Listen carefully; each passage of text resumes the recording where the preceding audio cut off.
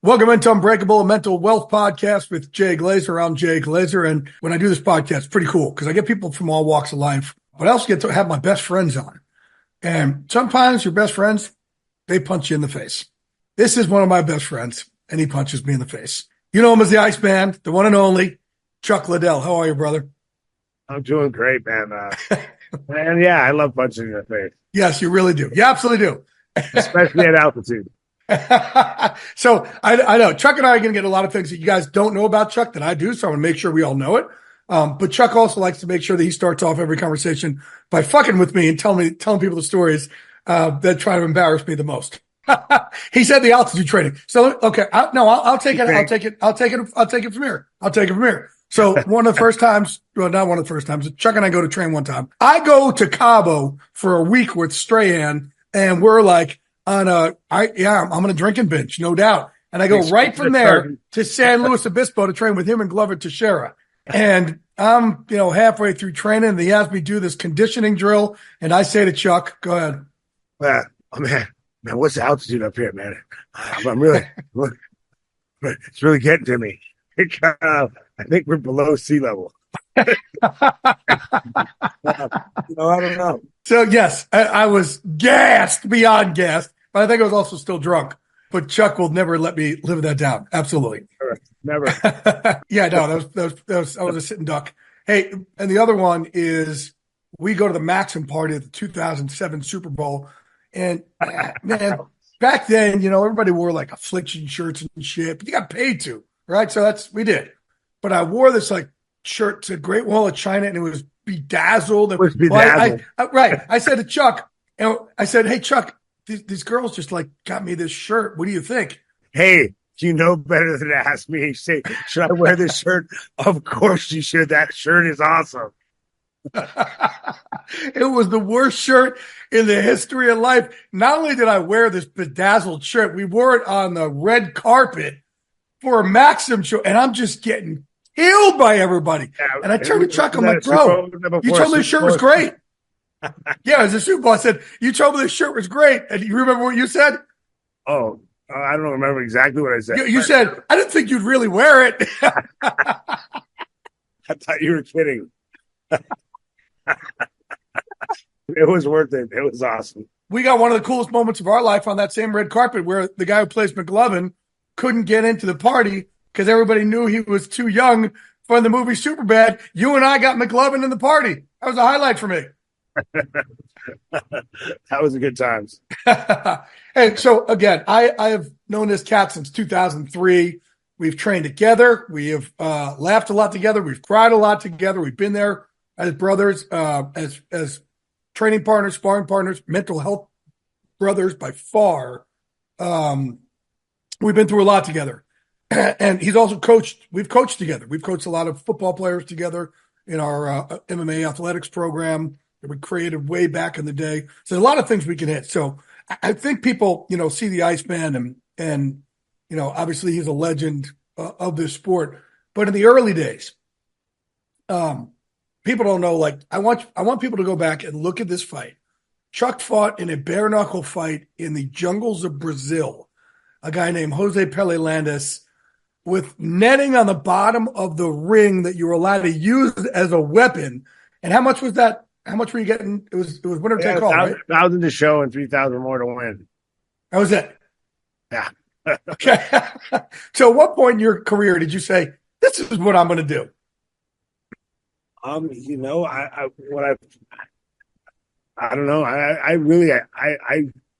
was actually at the end of my kickboxing career. I was just kind of at the point where I was like, maybe it's time to get a real job. And Nick One Kick actually came up to me and he said, Hey man, Alfie says you're a good wrestler. You want to do a mixed fight? And Lynn did a mixed fight at the Orleans Hotel in Vegas. Actually, yeah, it was on a kickboxing card. I was doing like a pancreas style fight. So that means open palm. You can't close fist. Yeah, but everything else in mixed martial arts, it's an MMA fight, but with open strikes.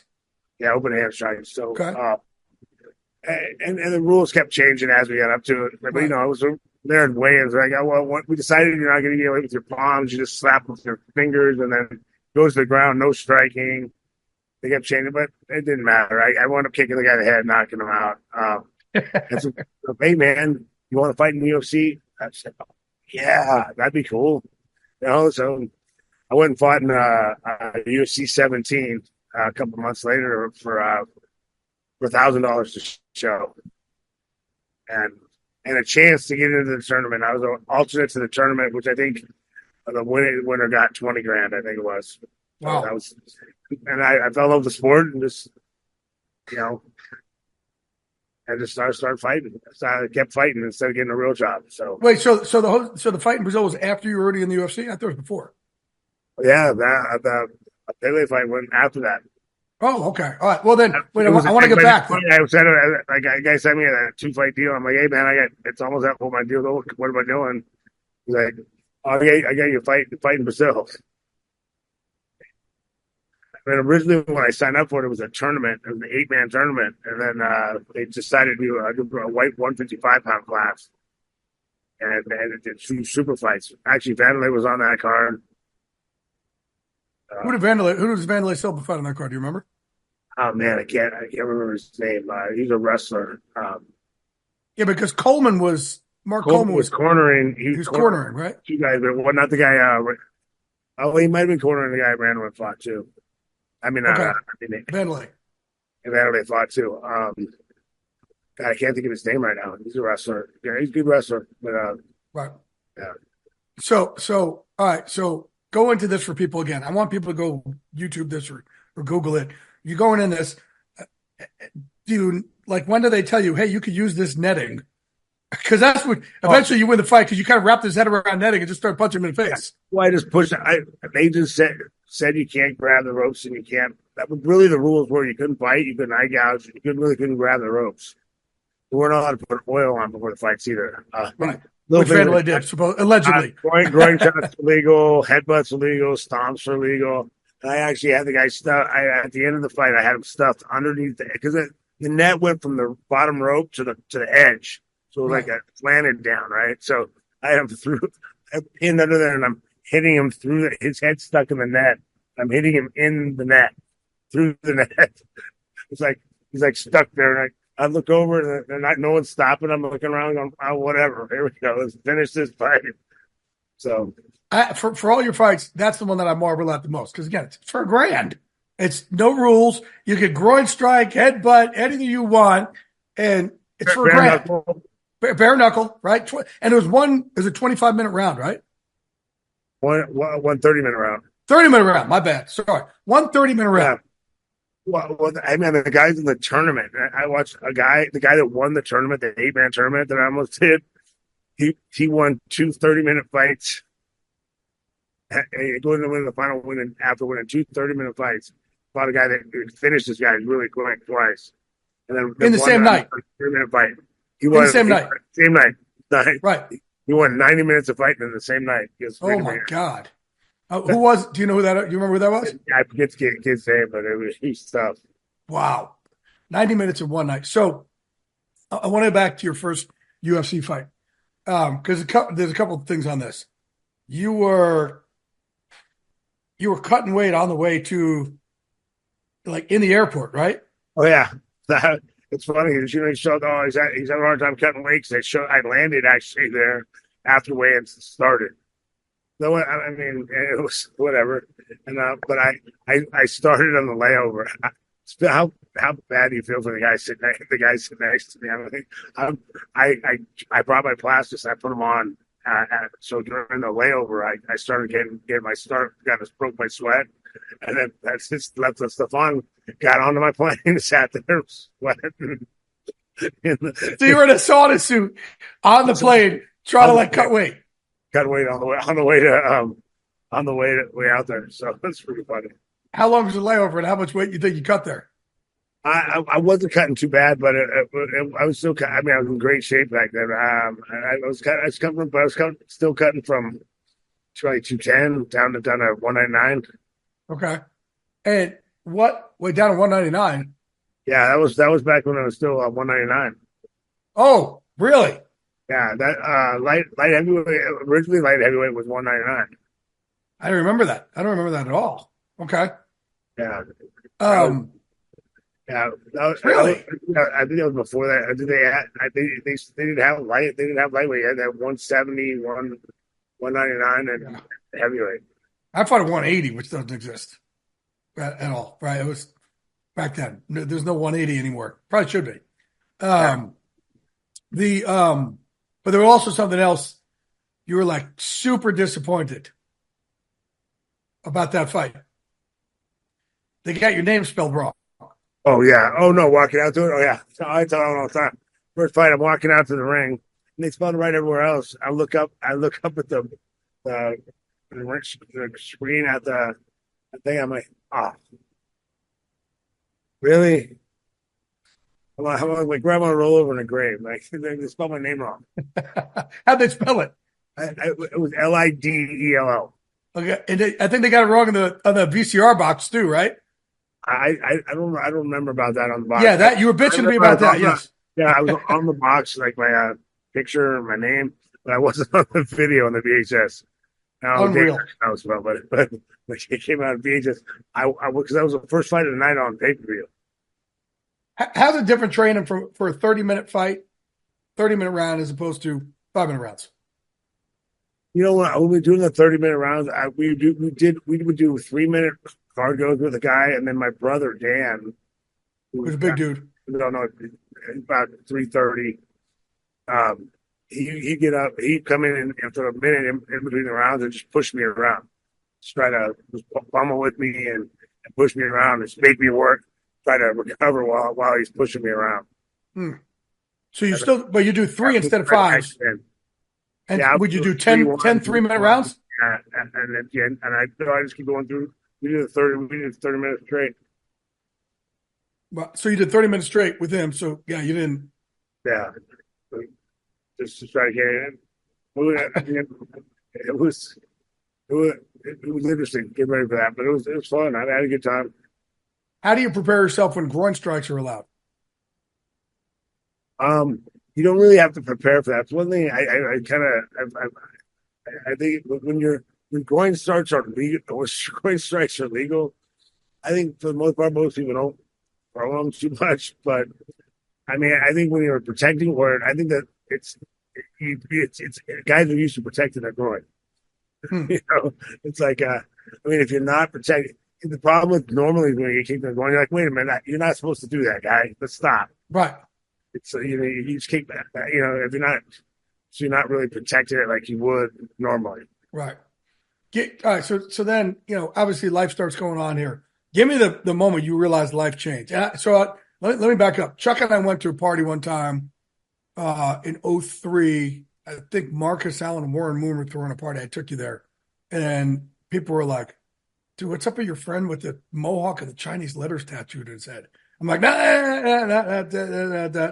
And the next year we went back to the same party. They're like, holy shit, you know Chuck Liddell? I'm like, so do you guys. You guys were talking shit about his mohawk last year. When did you realize life? Like, give me the story, the moment. Like, oh my God, life has changed. It was after it just started airing, and it was after the Ultimate Fighter just started airing. Like actually, it was right at the beginning of 2005. Because right when it started, I think it was 2005. It started airing. Ultimate Fighter started airing. The first couple episodes, and I was walking through a mall with a friend, and someone walked up and just went. An old lady walking by, 60-year-old lady. Hey, saw you the other night. Hey, hi. Wait, maybe how did you know? So, before that, I could walk in the room and go, okay, that guy probably knows who I am. That guy and that guy with the tap white shirt definitely knows who I am. That's about it. Maybe the guy with the bedazzled shirt over there. Fuck you. But now grandmothers know who you are. Yeah, but grandmother, hey, I couldn't tell. And it was like, oh, hey. And then walking down, hey. It got pretty good. And then it just kept exploded from there. Yeah. And it's interesting too, because people always ask me like the difference of being around football and the fight world. And I said, being around football, obviously, there's nothing like it, man. There's no, that's America's pastime. There's nothing more powerful than the NFL. But being around fighting, we're around the start. Said, imagine if you were around when the NFL started. That's really what it was. We're around the start. It wasn't the start of a sport technically because it's been around, but really around the start of the explosion of a sport. So imagine when the NFL guys, when this thing first started, first got big. That's what it's like, and that for me was just it was incredible. And the evolution for you also to see it. Where now suddenly you're not just some club fighter. Now you're a headliner, and you're doing major shows. Life changed. Right, for sure. I've gotten so many crazy things now from being a fighter. I've been on, on The Simpsons and Entourage, Blue Mountain State. I mean, Workaholics was fun. All sorts of crazy shows. But the other thing also is as you start to get fame, I kind of want you to dive into this a little bit. The sharks kind of come out also, like where no one really gave a shit talking to you. Now all of a sudden people realize, oh man, they start hearing about your salary, they start seeing the fame, and sharks start coming out trying to get your money also. I know I try to help you with that, but how much of it, I mean, talk about that, just, trying to deal with now all of a sudden people coming out of nowhere. And it's hard to remember, like you treat people like, cause your whole life, you never had people after you for that, they never have, it's because they want to be around because of money or fame. And it's a little strange, like having, okay, you start feeling like sometimes like, oh, hey, well, okay, what do you want? Okay, why are you being like that to me? Before you'd be like, oh, okay, it's just cool, but you got to, and you learn along the way. You got to be careful. You got to be careful what people's intentions are. And, it gets tough. I try not. My biggest thing is I try not to let other people change me. I try to get better down. Try to still be the same guy I was. The good thing is I got a lot of friends I knew when I was, born. Didn't look like I'd ever be, ever make money. So, that were, that'll check me if I start acting getting too big ahead. So, what? And I talked to you about this back then because where it helped me was being friends with Strahan since day one. And people don't remember, he didn't really play his first few years. And then all of a sudden, year 5, boom. And Michael and I went to the same restaurants every single night. We were broke as shit. Well, I was broke as shit. We went to the same places.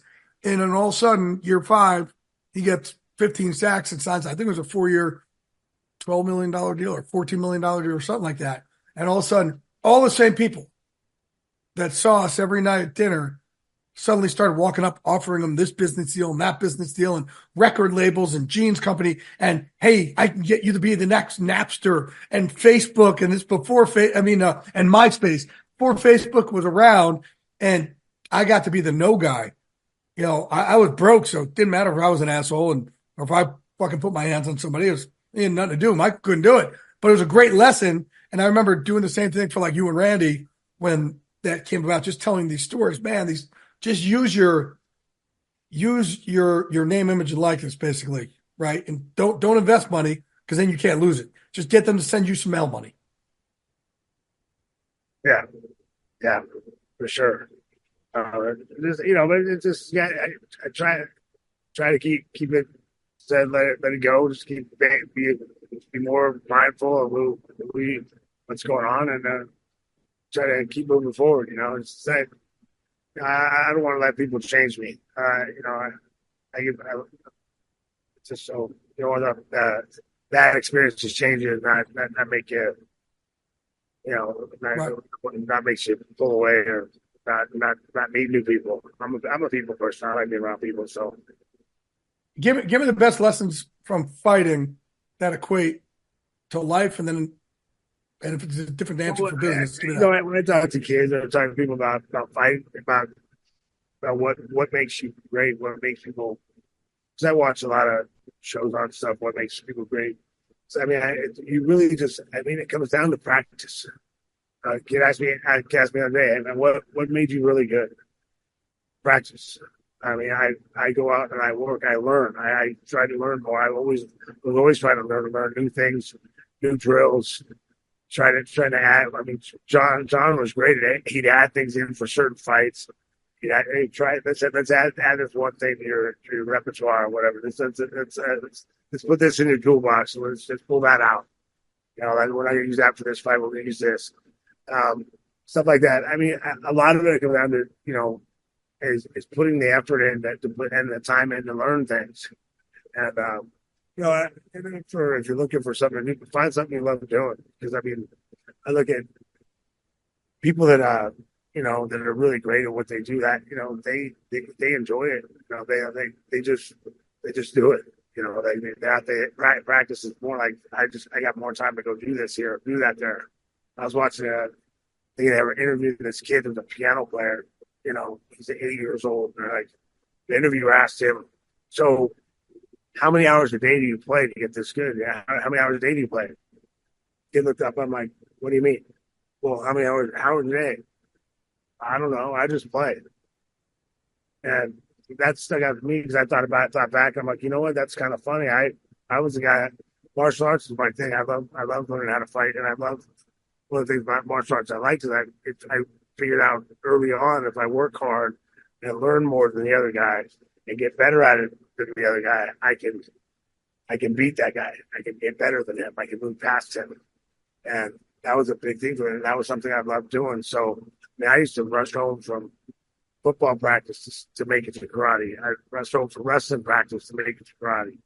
You know, I do my homework during school so I could go to karate sooner. You know, so, you know, it's just putting in work. You know, you have to do the work. You want to get good. I mean, there's some really talented people out there that never make it. Like even in football. I mean, I remember some of the most talented guys I knew from high school football never made it. Never made it. Even that, you know, they got go to college and just kind of, you know, they continue to get to college. Everybody there, you know, you go to Division I college. Everybody there is talented. Right. To work, you know, the guys that really work and work. You've been obviously kind of mentored a lot of fighters over the years. Also, give me like the when you get brought into a camp, the best advice that you give those guys who already fought, but something you were able to elevate them with. You know, a lot of stuff at that point when you're with them. I mean, a lot of stuff I teach is just fine points. It's just like, you know, I try to add a few things different, something different to them to get at it, and you know, it's trying to add something to their game. Whatever, okay, I see something in other fighters, so this can make this move to make you a little better, or this a little extra thing that I do here that gives you a little advantage, you know, in this situation. Or, you know, like, or hey, look, I don't care if you're laying there resting, you know, you can just, it doesn't take any more energy to put your head, get a good head position. And then now you're in a 50-50 position instead of looking like you're losing while you're taking a rest. You know, little things like that are usually the best advice I can give to the guys that are already fighting. Let's go through some. But also be prepared. You never forgive yourself for going. I don't. I mean, if you go out there and you've done all your work, you got ready for the fight, you got prepared, then relax and have fun. Then you can go out there and relax, have fun, have a good time. That's the way. For me, I worked as hard as I could to get up to a fight. You know, I worked as hard as I could getting ready. But when the training camp's over, hey, you don't have any time to do anything else. So relax, enjoy your week of you know, whatever you're doing, whatever you do during the week pre-fight, and then go out there and enjoy the fight, man. Do what you plan. You got your game plan. Go out there and see if you can follow it. And if you got to make adjustments, make them.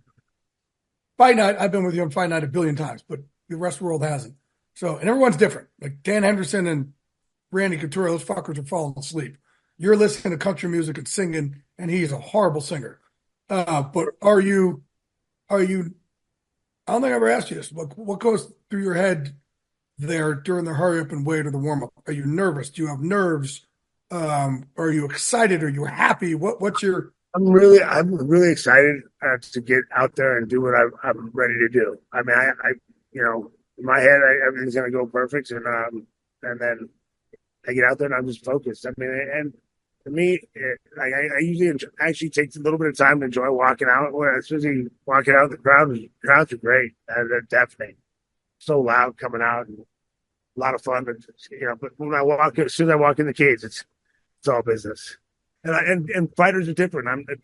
Some guys have to be motivated, have to be fired up, and like I was kind of like more like I don't know, like I just You want to relax more. I'm relaxed and I'm ready and I if I hurt someone I'm going to go finish them anyway. I'm not.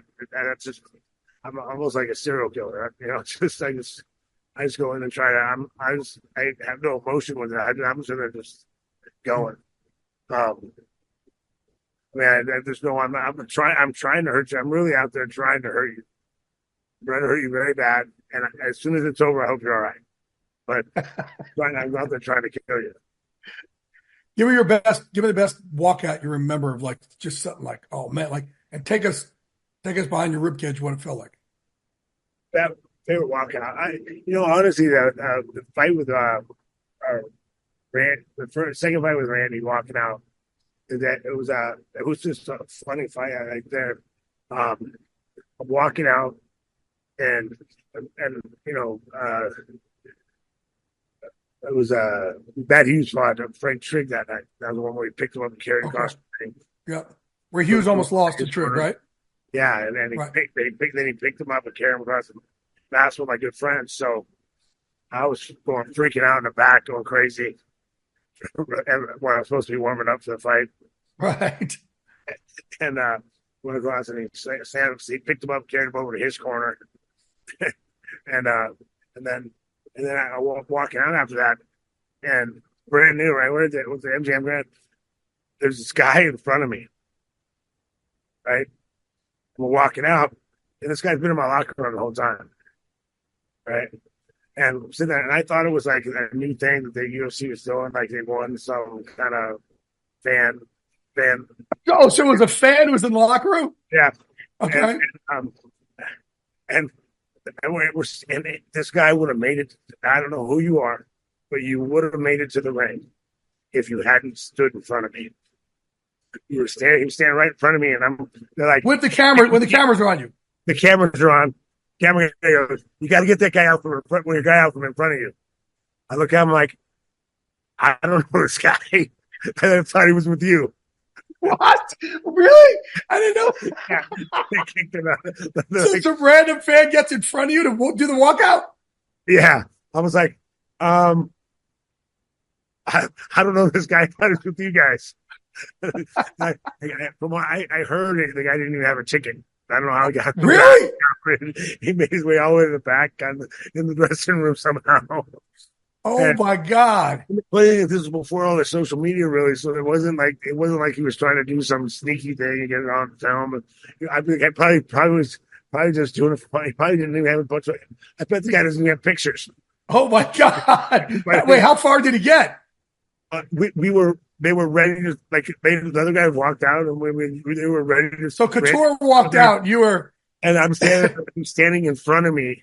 And the camera guy's like, "Hey, get your guy out from in front of you. We're about to start. They're about to start my music."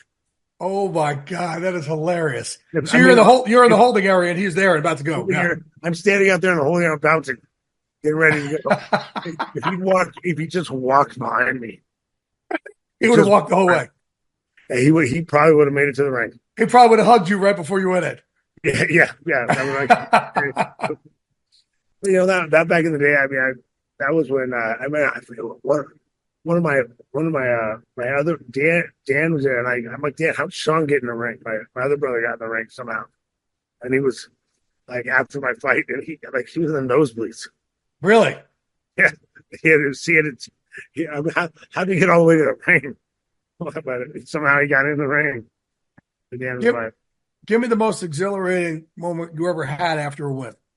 Or who was it? I mean, you put a gun in my head. That was probably the biggest one. I mean, because I was so disappointed after losing the first one because but it wasn't so much losing to Randy because Randy was such a great fighter, but it let Tito off the hook. So fight me. So I was so bummed, but when I fought, I finally went, it was I knocked out Randy, the guy who beat me. First guy knocked him out. He beat me before. I just won an Ultimate Fighter, I finally got the title I've been after forever, and it was pretty awesome, So that was probably the most excited I was, and I got to do it in the first round, knockout the way I like to do it. Right. It was. But did it feel better to beat Randy than Tito Ortiz? That was more fun, but I knew that was going to happen. I was just kind of proving what I would already told everybody I was going to do. Right. But I don't know if it felt any better. I mean, I think it felt more because Randy beat me, and it was more of a competition. Right.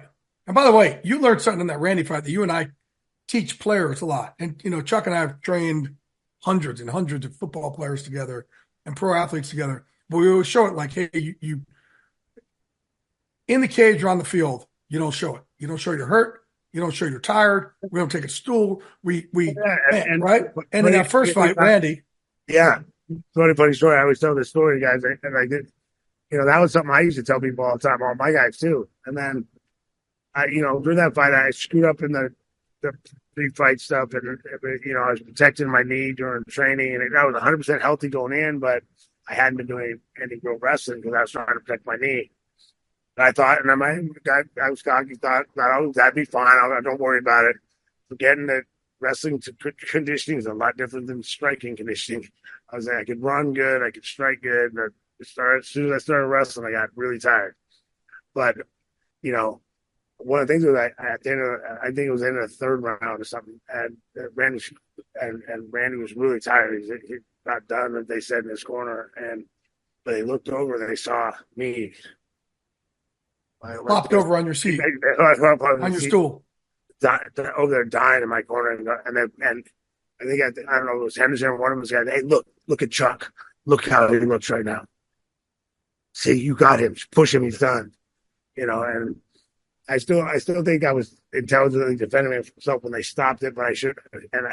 And somehow someone told me the head on a couple of the cards, which would have been ridiculous. That shouldn't have been.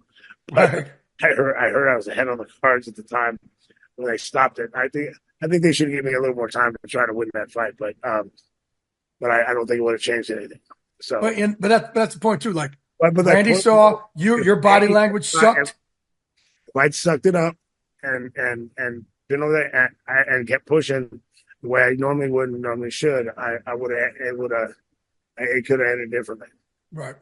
And that's for everybody. We teach that to every football player. Don't put your hands on your hips. By the way, now Chuck and I are trying to tell people completely different. Man, talk about your shit. Open up to people. Talk to your friend. If you're hurting, if you're going through stuff, talk to each other. Chuck and I have cried in the cage to each other about our lives. And by the way, that's a separate thing. Right. You got to complete separate. Life and doing it and fighting are two different things. Playing a sport, playing a game, you're trying to trick the guy. It's a means to an end. You got to show the guy. You don't want to give the guy any chink of weakness, anything for that fight, so you can finish that fight, finish that game, and it's over. And so if you let those weaknesses, you have that stuff, and you try that with. That can't go indefinitely for everybody. We can't go with life, and that's the thing though. Like, we teach it so much in sports, and like I said, Chuck and I will train, and then we'll send under the bags. Chuck and I will literally be crying to each other about deep stuff that's going on in our lives, and it's a complete opposite of what we just taught and coach each other 5 minutes before. Don't show it. Don't ever show it. Don't ever show it. And guys, I think, get in trouble thinking, well, we have to take that same mindset in a life. You need the complete opposite mindset in life. It's okay to show it in life. It's okay to show that you're tired. It's okay to show that something's hurt. It's okay to show you life is wearing you down to get some help.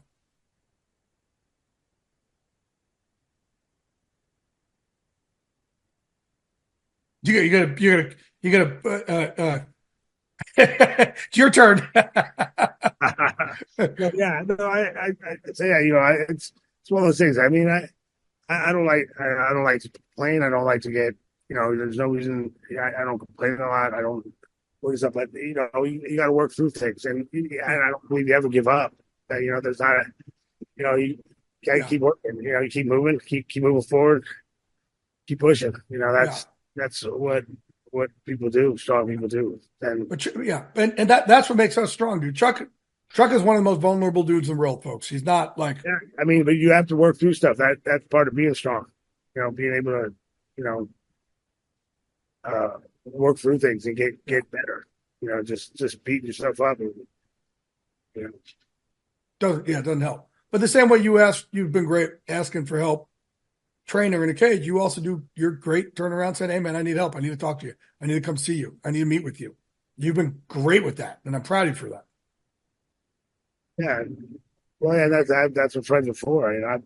You've been there for me. I've been there for you. Whatever people need. I want to get back to the fighting part. Give me the moment in your life, in your fight career, where you were like, I guess the most adversity you had to overcome in a win.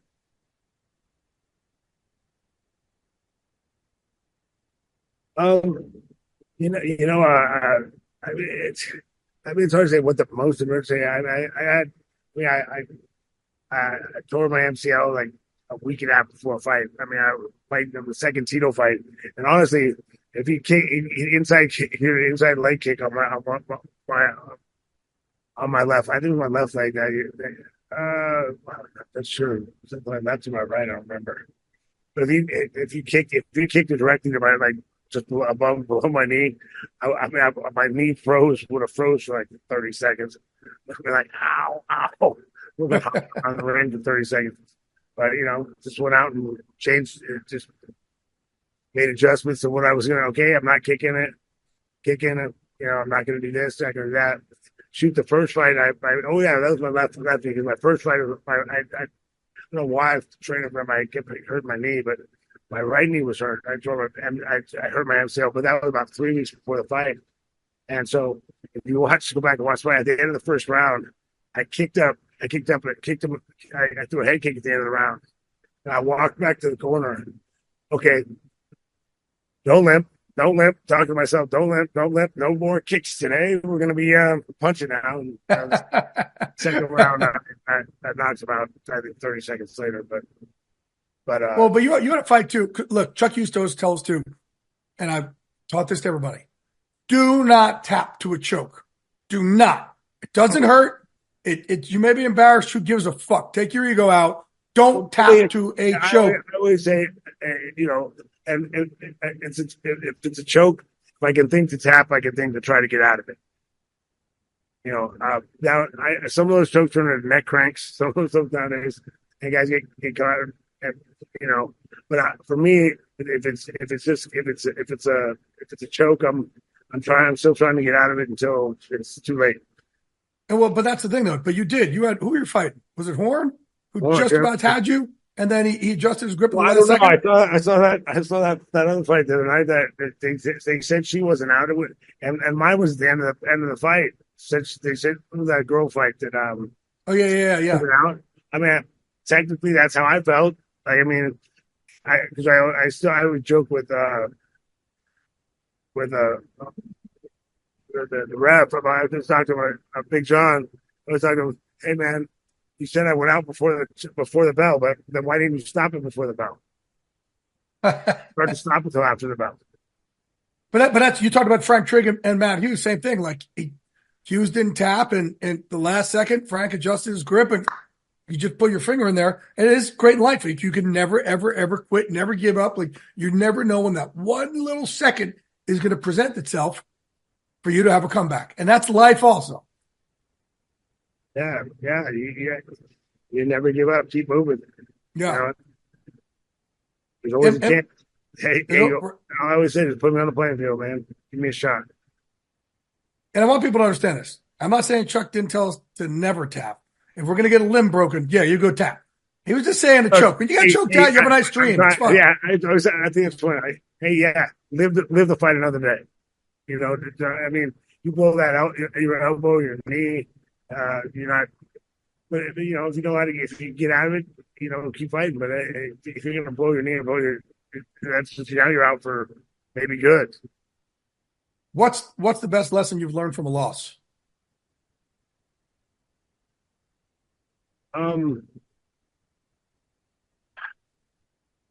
I think that's the lesson I learned from boxing. Well, I think one of the ones that I think from the first random fight, if I can't train like because you're always gonna fight with little injuries here and there, but if I can't train the way I need to before the fight, then maybe I shouldn't fight. Hmm. Because I just learned that if I can't do the stuff to prepare, I mean, you can protect, you can get better, and you can have some injury. If I'm not able to do at least a bare minimum to get ready for the fight, then don't do it. All right, I got one last question here for you. Real quick before I even do that, tell everybody here. You've given a lot of. Again, we've trained all these football players. Do you remember, like, just for any football players who are listening to this, some of the stuff you've taught them, just about the mental part of this, and then imposing your will? We were talking about that. Oh yeah, I mean, it's that you gotta put. I mean, we were talking about people getting guys faces, pushing them, and going. When you're fighting or playing a game, playing football, when you just want to, you're trying to make them do what you want them to do.